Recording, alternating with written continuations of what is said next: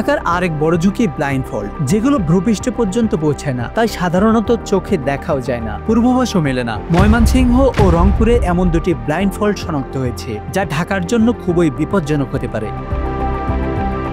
পুরান ঢাকার ভবনগুলো যে কোনো সময় ধসে পড়বে এমন নয়। অনেক শতবর্ষী ভবন এখনো টিকে আছে। প্রকৃত সমস্যা রাস্তার সরুতা, দুর্যোগের সময় মানুষকে উদ্ধারে দেরি হবে। আবার নতুন ঢাকার ভবনগুলোর অনিয়ম ভবিষ্যতের সংকটকে আরো বড় করে তুলেছে। তাহলে ঢাকা কি আবার নতুন করে গোছানো সম্ভব? স্থপতিরা মনে করছেন হ্যাঁ, সম্ভব। রেট্রোফিকেশন, পরিমার্জন, ব্যবহার পরিবর্তন, এই 4 ধাপে ঢাকাকে আংশিক হলেও নিরাপদ করা সম্ভব। পরিকল্পনা রয়েছে ভবনগুলোকে 3 ভাগে ভাগ করার: গ্রিন জোন, ইয়েলো জোন এবং রেড জোন। কিন্তু এই বাস্তবায়ন কখনো আলোর মুখ দেখে না।